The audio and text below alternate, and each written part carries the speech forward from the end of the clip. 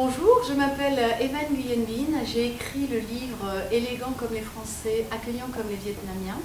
J'espère que ce livre vous plaira.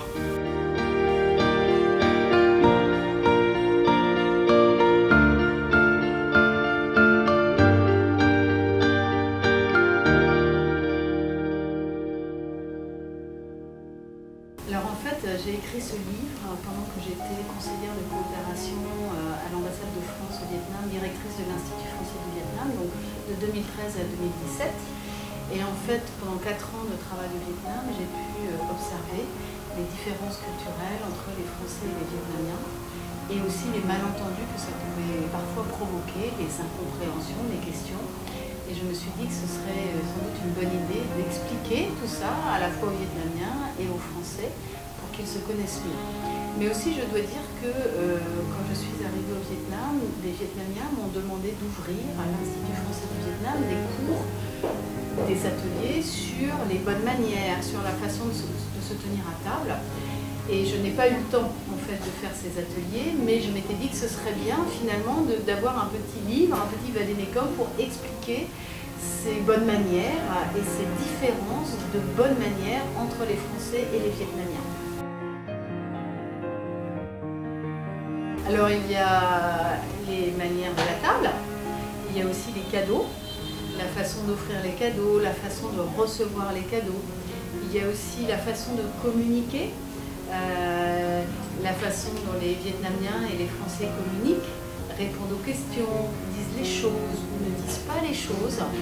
Il y a aussi la façon dont on conduit la voiture ou la moto, la façon dont on élève les enfants.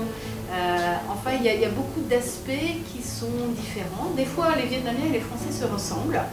Et puis surtout, des fois, eh bien, ils sont assez différents et je trouve que ça a été pour moi toujours une source d'étonnement, de surprise, de rire, mais des fois aussi d'incompréhension.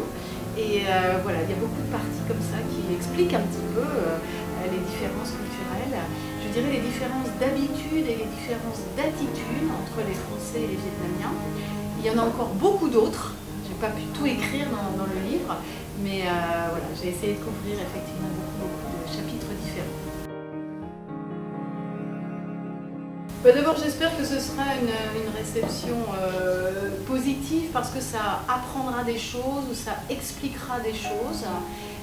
Je dois dire que j'ai fait lire déjà ce livre à des amis vietnamiens et à des amis français. Souvent, ça les a fait rire en fait, parce qu'ils réalisent beaucoup de situations qu'ils ont vécues. Et en fait, en les lisant dans le livre, ils se disent « Ah mais oui, c'est vrai, les Vietnamiens sont comme ça, les Français sont comme ça ». Mais en fait, les différences culturelles, ça évolue aussi. Un Français aujourd'hui, on dit que les Français sont élégants, mais il y a beaucoup de Français qui ne sont pas élégants. Hein, on dit aussi que les Français se tiennent comme ça à table, mais il y a aussi beaucoup de Français qui se tiennent comme ça à table. Donc les choses évoluent. Donc c'est aussi peut-être un regard d'une Française sur les Français, et un regard aussi sur les Vietnamiens qui peut aussi permettre de mieux se comprendre, je l'espère. En tout cas, ce n'est pas un livre qui veut donner des leçons. Il n'y a pas une culture qui est meilleure que l'autre. Je crois que chacun a ses habitudes et ses attitudes.